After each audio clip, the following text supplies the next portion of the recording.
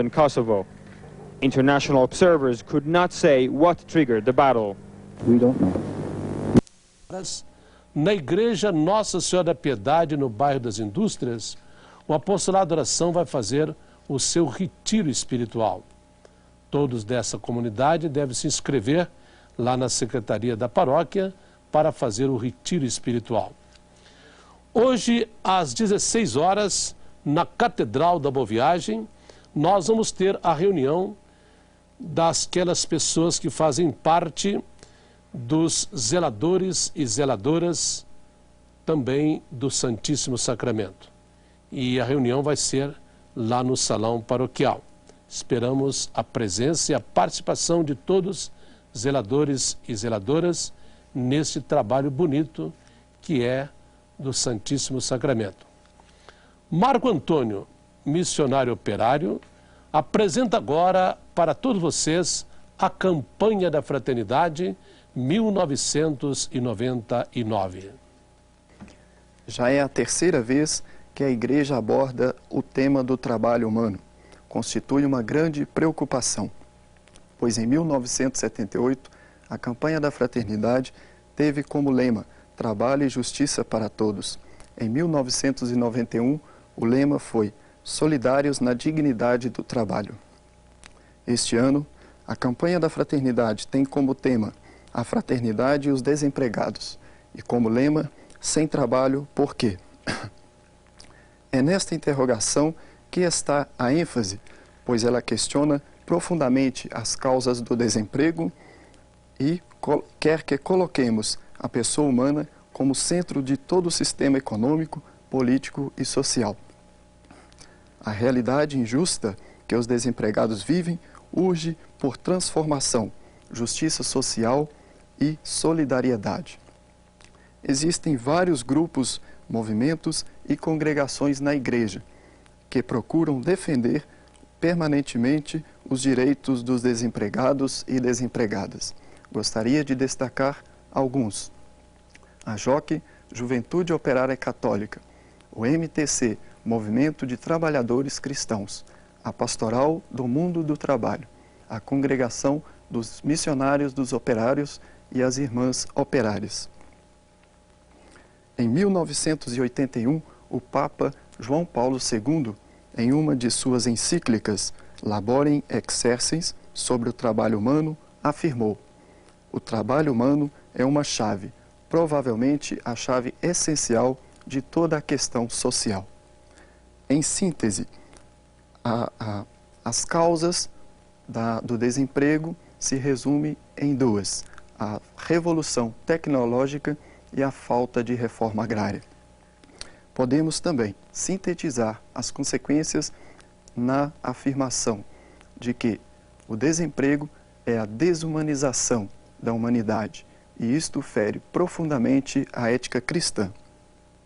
Existem pistas de ação contra o desemprego, tais como a reforma agrária, a solidariedade, cooperativas, associações com economia solidária, redução da jornada de trabalho sem redução de salários.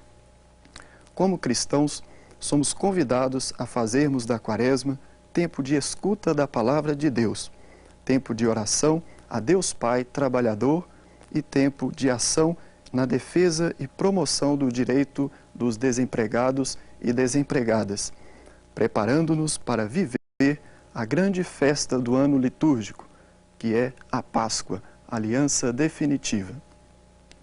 Várias são as formas de participação na campanha da fraternidade, tais como grupos de reflexão, cursos, via sacra, abaixo-assinado a favor dos desempregados, coleta da solidariedade, organizar em cada comunidade pelo menos uma iniciativa de trabalho com os desempregados, que gere renda e possibilite melhorar as condições de vida. E estar presente nos lançamentos da campanha da fraternidade. Já tivemos pelo menos 3 lançamentos da campanha da fraternidade. A nível nacional, que aconteceu quarta-feira de cinzas, em Brasília, a nível de Arquidiocese de Belo Horizonte, que foi na quinta-feira, às 15 horas, e também a nível de região episcopal Nossa Senhora da Conceição, na sexta-feira. Ainda tem 2 lançamentos da campanha da fraternidade a nível regional. Participem, que será hoje às 15 horas na Praça da CEMIG, em Contagem, a nível de região episcopal Nossa Senhora Aparecida. Também haverá o lançamento nesta quarta-feira, dia 24 de fevereiro, às 19 horas, no Colégio Imaculada, o lançamento da campanha da fraternidade a nível de região episcopal Nossa Senhora da Piedade. Não deixem de participar, será muito bonito. O clero de Belo Horizonte esteve em assembleia e na assembleia vários objetivos. Um deles é assistência ao clero. Uma equipe de padres assume essa assistência ao clero, como também o lançamento da campanha da fraternidade. Essa reunião foi na igreja de São João Batista, no Salgado Filho, com a presença do cardeal arcebispo de Belo Horizonte, Dom Serafim Fernandes de Araújo. Hoje, às 15 horas, na Praça da CEMIG, na cidade industrial, teremos a Festa da Fraternidade. É o lançamento da campanha da fraternidade na região Nossa Senhora Aparecida, da Arquidiocese de Belo Horizonte, sobretudo nessa área onde nós temos muitos desempregados. Então, não percam, hoje, 15 horas, na Praça da CEMIG. Faça na sua rua, no seu quarteirão, no seu edifício, a Via Sacra. É o momento da gente acompanhar Jesus Cristo no seu caminho do Calvário, principalmente a Via Sacra da Esperança, que tem como conteúdo a campanha da fraternidade. Fraternidade e os desempregados sem trabalho, por quê? A Associação de Educação Católica de Minas Gerais está se preparando porque vai lançar em todos os colégios de Minas Gerais a campanha da fraternidade. Nós esperamos que todos os alunos, todos aqueles que fazem parte dessas escolas, assumam também a campanha da fraternidade. No Santo Anjos da Guarda, no dia 27, nós vamos começar o curso de Crisma. Todos os jovens que desejam crismar podem passar lá, no Caiçara. O Conselho Missionário Diocesano de Belo Horizonte fará em março um curso Formação Missionária. Inscrevam-se no Edifício Pio XII. A Arquidiocese de Belo Horizonte está festejando neste ano 78 anos de caminhada pastoral. Trabalho bonito da nossa arquidiocese. Hoje, mais do que nunca, uma arquidiocese missionária, participativa e misericordiosa. Que todos da nossa arquidiocese festejem essa data, mas não só, mas se comprometam a viver intensamente essa realidade pastoral da nossa arquidiocese. Amigos, bom dia, bom domingo e até o próximo, se Deus quiser.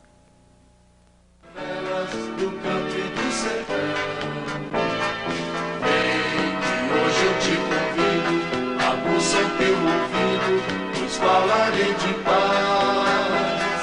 Sou teu Deus e teu amigo, sei até o contigo, no amor me levar. Vem e vive a liberdade do Filho que revela meu rosto em cada irmão. Vem e prova minha ceia, darei medida cheia a quem faz lugar. Meu amor por onde passa, não cobra, é de graça, meu dom de se dar. Sim, Senhor, és minha festa, de mim agora resta meu ser em comunhão. Sou teu povo aqui presente, à espera da semente que se faz libertação.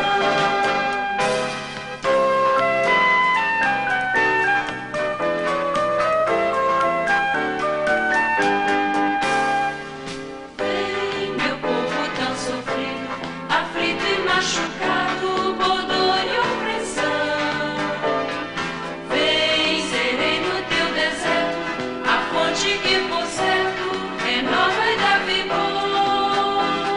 Sou teu Deus e companheiro, estar eu quero inteiro na voz do clamor.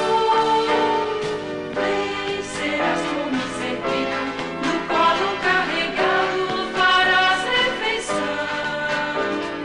Vem e canta a esperança que tem e não se cansa de sempre esperar.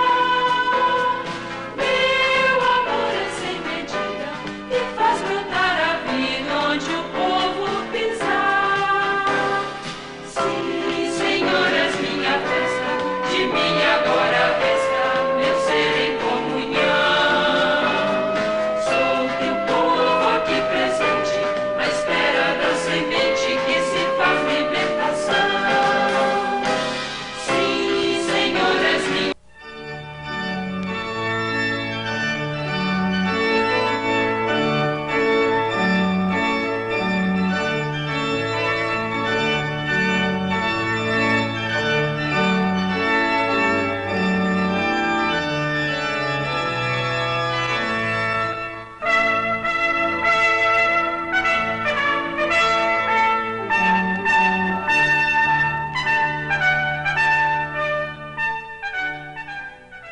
No Planeta Xuxa, não dá pra ficar parado. Levanta a saia, entra na gandaia. O balanço de Vini, Claudinho e Bochecha, Biquíni Cavadão, Dicró, Molejo, Zé Ramalho, Araqueto e um papo com Alcione. Neste domingo, 15 para 1 da tarde, Planeta Xuxa.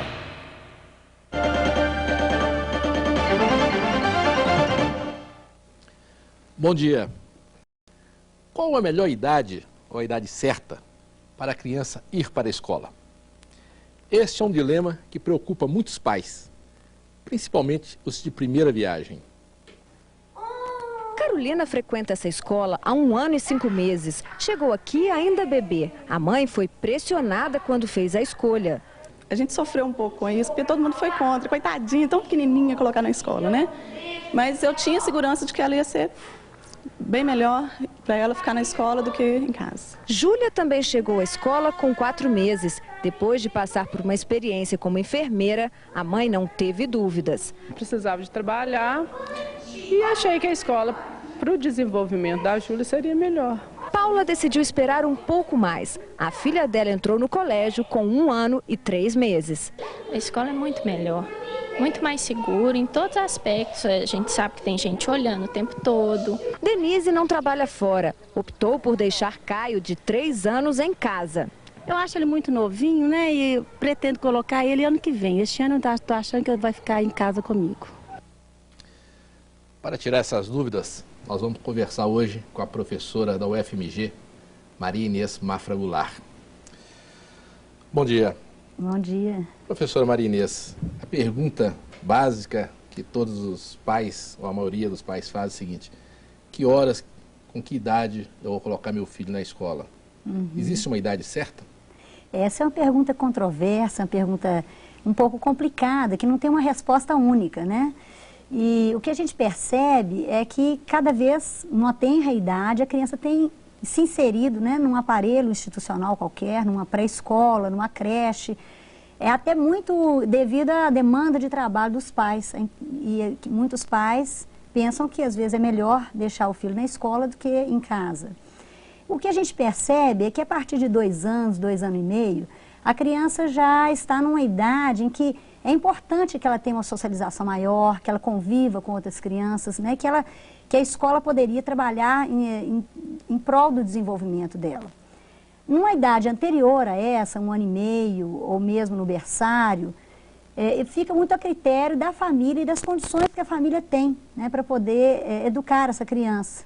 Muitas vezes os pais trabalham o dia inteiro e às vezes a criança precisa de fica às vezes com uma pessoa que não tem uma especialização maior, né, que possa trabalhar um pouco o desenvolvimento dela. Às vezes a criança também não tem convivência com outras crianças, né, no lugar que mora, no prédio ou na casa.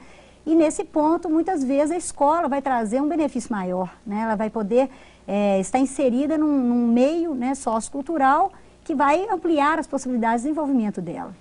Agora, a gente percebe um grande crescimento de escolinhas, creches, né, na cidade. Como escolher bem uma escola, principalmente uma escola que vai receber uma criança aí de 2 anos de idade? Eu acho que esse momento é um momento crucial. Eu acho que é um momento em que a criança pequena, no desenvolvimento dela, do ser humano, ela tem uma plasticidade enorme, ela tem uma potencialidade de crescimento, de aprendizagem, de desenvolvimento muito grande. Então é muito importante que os pais saibam escolher a escola. Eu acho que talvez essa dúvida ela seja muito pertinente porque é muito mais delicado a escolha da escola para uma criança pequena do que para uma criança a partir dos 7, 8 anos de idade ou mesmo adolescente, onde a criança já tem outros recursos, a criança já pode se defender mais, ela já pode fazer até uma crítica, né, à escola. Nessa idade não, a gente vê que a criança está realmente na mão dos profissionais que vão trabalhar com ela. Então é muito importante que os pais, primeiro, explorem um pouco o potencial que a escola tem, né? A escola tem um projeto pedagógico, o que a escola pensa de criança pequena, né? Porque a gente sabe que na própria história da educação infantil no país, no nosso país e mesmo em outros países, durante muito tempo, essas creches e mesmo pré-escolas foram lugares que, com a inserção da mulher no mercado de trabalho, eram mais lugares de cuidado da criança, apenas cuidado, né, de recreação, cuidado, de tomar conta da criança mesmo, né? E com isso, muitas vezes as crianças ficavam prejudicadas em relação à questão do desenvolvimento dela. Para a gente, acho que é muito importante, que trabalhamos na área de educação infantil, discutir um pouco qual é o projeto pedagógico da escola, né? Qual seria um projeto pedagógico ideal para uma escola que recebe crianças de 2, 3 anos de idade? Bom, a criança de 2, 3 anos de idade, ela está começando a inserir nesse mundo de cultura nosso, do adulto. Eu fico, às vezes, brincando com meus alunos na escola e discutindo um pouco com os professores, que nós somos, assim, os representantes da cultura, né? E que estamos ali, naquele momento, inserindo aqueles meninos pequenos, aquelas crianças pequenas, nesse nosso meio de cultura. Isso é muito importante. Quer dizer, é uma das fases mais lindas, né, que existe, porque, na verdade, a criança vai começar a descobrir tudo está aberto, né? A criança tem uma curiosidade enorme, né? Um potencial de aprendizagem muito grande. Então, eu acho que, basicamente, um projeto pedagógico, ele deve se pautar num conhecimento profundo desse desenvolvimento humano. Quem é essa criança? O que ela faz? Né? E num respeito muito grande pela criança. É importante que os profissionais que vão trabalhar com essa criança vejam nessa criança parceiros de interlocução, né? Quer dizer, são crianças pequenas, mas que estão ali para dialogar com elas, para falar, para perguntar, né? Para querer saber sobre tudo que tem para aprender ainda. Então é importante que nesse projeto pedagógico a escola se preocupe, né? Primeiro, com o cuidar e o educar ao mesmo tempo, né? Quer dizer, um lugar de formação, não um lugar apenas de cuidado da criança, mas um lugar de formação dessa criança e de exploração de todas as potencialidades que ela tem. Ou seja, né, um menino de 2, 3 anos, ele está começando a aprender a falar, né? Está começando a entrar no mundo da nossa representação, o mundo simbólico de nós seres humanos, em geral. Então, o que é importante? É importante que a linguagem que a criança fala, que é a linguagem do corpo, do movimento, da brincadeira, da ludicidade, ela esteja em pauta naquela escola, ela seja priorizada naquela escola. E que o conhecimento, né, seja veiculado, né? Então, muitas vezes o pessoal acha, é uma criança, escolinha, né? Às vezes é escolinha, né, infantil, e a gente não tem a preocupação de desenvolver as potencialidades de uma forma mais geral. Então, eu acho que a música, a dança, o movimento, a brincadeira, né, e o desenvolvimento da cognição, eles são essenciais, né, num projeto pedagógico que pensa a criança pequena como alguém que merece, né, um tratamento especial como todas as outras crianças.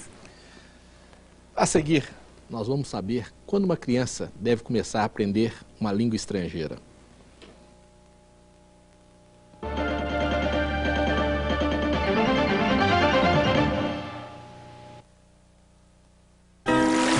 Depois das férias, é hora dos pais voltarem às aulas. E a primeira lição é que tudo que seus filhos precisam está na leitura, pelos melhores preços. Material escolar e livros novos e usados em 3 vezes sem juros. Dicionário Collins Inglês-Português, R$ 5,90. Fichário Universitário, R$ 4,90. E mais 30 ofertas de 50 centavos. Volte às aulas com leitura. Educação muda um país. Belo Horizonte participa do projeto Brasil 500 e já está construindo o futuro. A escola da Vila Pinho foi toda reformada e ampliada. A comunidade agradece aos parceiros que estão contribuindo com a educação no Brasil.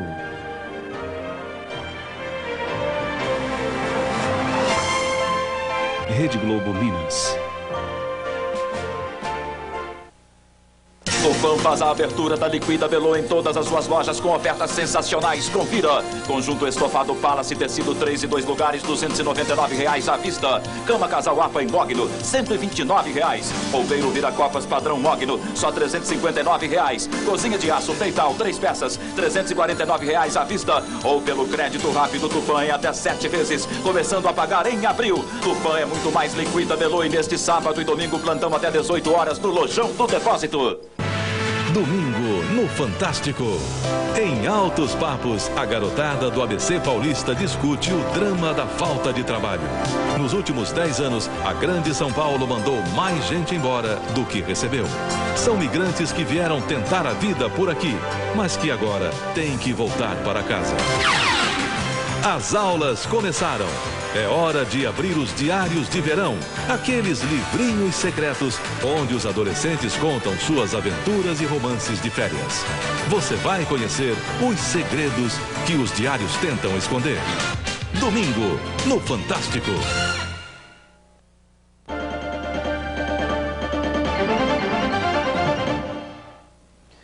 Uma outra dúvida frequente entre os pais é o estudo de uma língua estrangeira, ao mesmo tempo que a criança começa a aprender as primeiras palavras em português.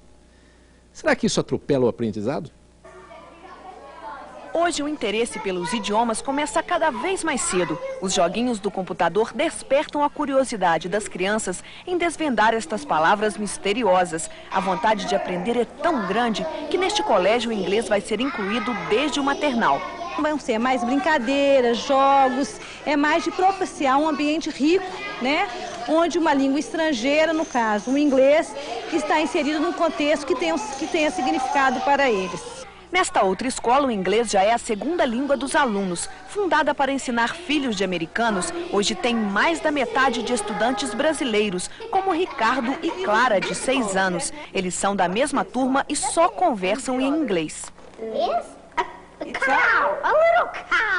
As pesquisas mostram que até os 10 anos, a criança tem muito mais facilidade em assimilar uma língua estrangeira, sem fazer confusão. A criança ela é muito mais capaz do que a gente supõe. E eu acho que ela acaba separando. Desde que a gente tenha essa preocupação do ensino da segunda língua não ser uma coisa de cobrança, uma carga pesada.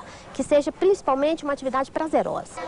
E é se divertindo que os pequenos têm as primeiras noções de italiano. Jogos e brincadeiras que estimulam o aprendizado a partir dos 3 anos. Tudo é trabalhado em português e em italiano. As crianças mostram que aprendem rápido. Giovanni, brasileiro, conversa muito à vontade com o italianinho Enrico. Como vai? Bene. Io bene. Alessia já é poliglota aos 5 anos. Fala italiano, francês e português. Eu quero brincar com as meninas. E em italiano? Io voglio giocare con le bambine. Agora em francês. Moi je veux m'amuser avec les petites. A mãe de Alessia diz que a filha nunca se atrapalhou na hora de se comunicar. Ela pode brincar comigo em francês, com o irmão. Vem uma prima italiana, ela fala italiano, ela consegue diferenciar.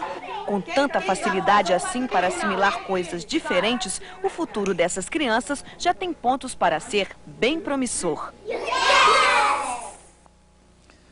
Professora Maria Inês, será que é preciso falar bem português primeiro, para depois pensar em aprender uma outra língua? Ou a criança já pode, enquanto está sendo alfabetizada, já ir aprendendo uma segunda língua?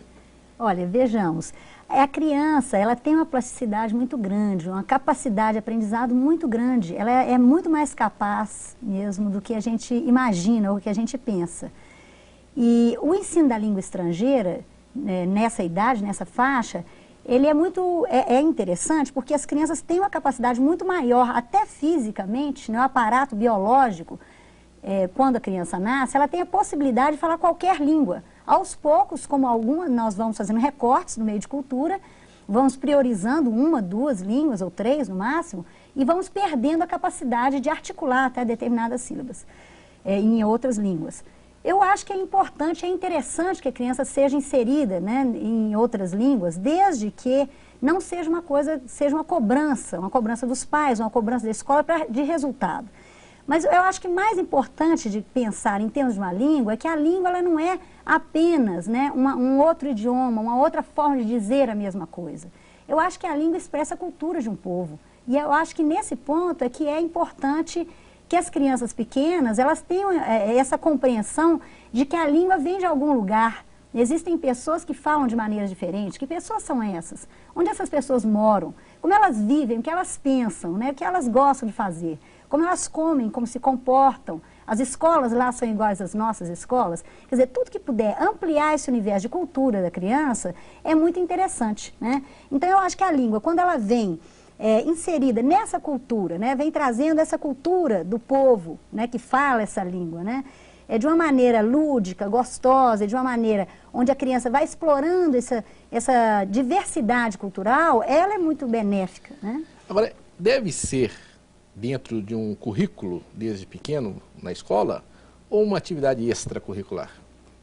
Bom, isso vai depender de como a escola se organiza. Se a escola se organiza de forma a ter a língua estrangeira pensada enquanto cultura de um povo, enquanto tradução dessa cultura do povo, né, dentro do currículo, eu acho que ela pode se inserir dentro do currículo. Eu acho que talvez seja mais pesado atividades extras, né, com uma cobrança maior. Não, então nós precisamos de aprender inglês, porque inglês é fundamental, e é mesmo, né?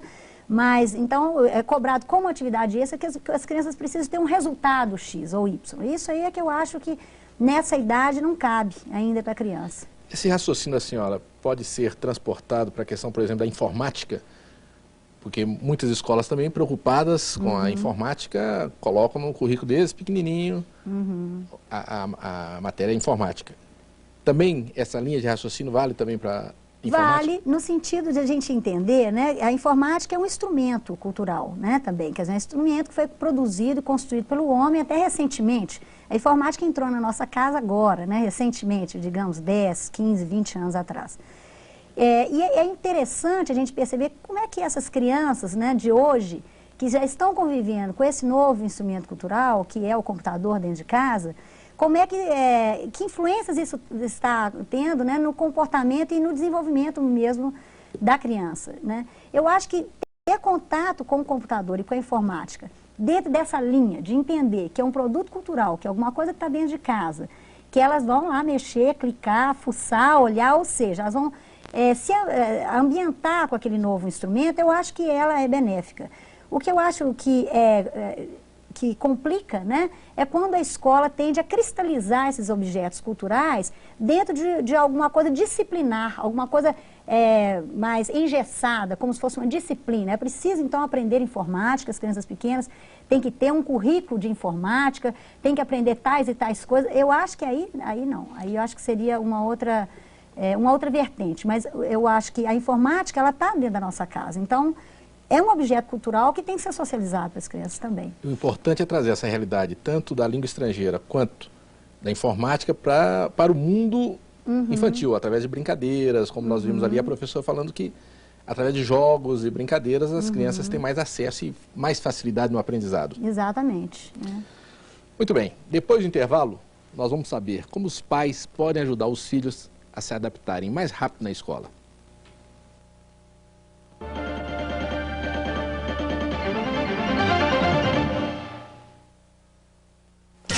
Faz a abertura da Liquida Belô em todas as suas lojas com ofertas sensacionais. Confira. Conjunto estofado Palace tecido 3 e 2 lugares, R$ 299 à vista. Cama casal APA em mogno, R$ 129.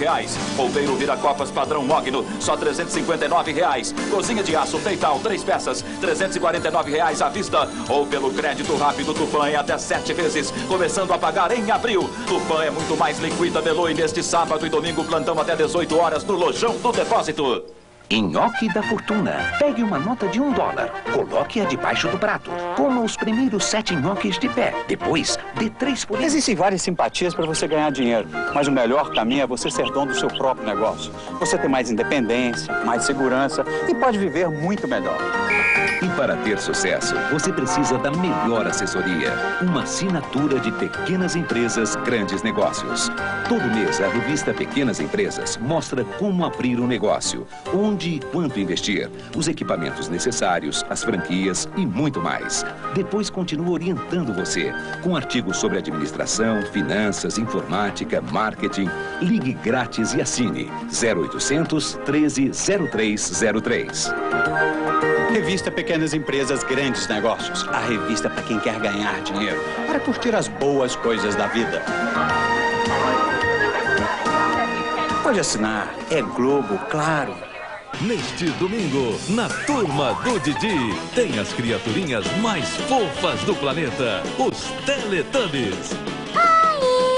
E Trapalhadas de montão com a participação especial do Grupo Molejo. Diga onde você vai, que eu vou varrendo. Neste domingo, meio-dia, a Turma do Didi.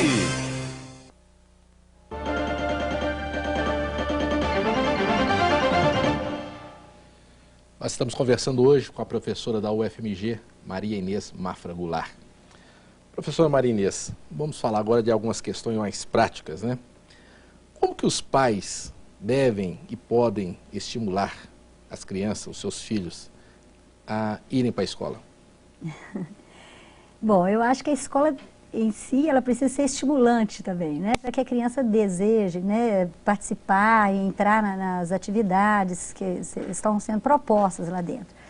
Agora, eu acho que esse período de adaptação, a entrada da criança na escola é um período muito delicado, né? E é preciso que isso seja feito de uma maneira muito observada, né, com bastante cuidado, né, tanto por parte dos profissionais que estão recebendo a criança, quanto por parte dos pais que estão levando essa criança para a escola. O que a gente trabalha é um período de adaptação onde, inicialmente, a criança possa ficar um período menor na escola, né, não tem a necessidade de ficar o tempo integral na escola, o dia inteiro, né, a tarde toda, seja meio período ou o dia inteiro, como seja a escolha, né, dos pais ou da escola, que ela possa ir se adaptando um pouco mais lentamente, né, porque são muitas adaptações a serem feitas. Principalmente, quanto menor a criança for, mais é importante que esses cuidados sejam tomados. E outra coisa que é muito importante é a confiança dos pais na escola, né? Se o pai está confiante, sabendo que é o momento certo, né, que ele conhece a escola, sente confiança nas pessoas, né, da escola, isso facilita demais, né, a adaptação das crianças. Vamos por etapas. Antes do primeiro dia de aula, que tipo de trabalho, que tipo de comportamento que os pais devem ter antes do primeiro dia de aula? Por exemplo, se é importante levar a criança a passar uns dias, por exemplo, numa colônia de férias, para que ela possa começar a ter contato com outras pessoas, o que o pai deve fazer nesse período que antecede ao primeiro dia de aula? Bom, ela pode levar a criança para visitar a escola, né, junto com eles, né, ficar um pouco na escola, conhecer já a escola, conhecer as pessoas, né, apresentar aquele novo ambiente para a criança. Isso é uma boa medida. E agora é importante não criar muita ansiedade em torno do acontecimento também, que às vezes os pais criam uma ansiedade muito grande e falam muito, às vezes a ansiedade que eles passam para a criança. E as crianças se adaptam com muita tranquilidade na medida em que essas coisas são feitas assim, de uma maneira simples, né?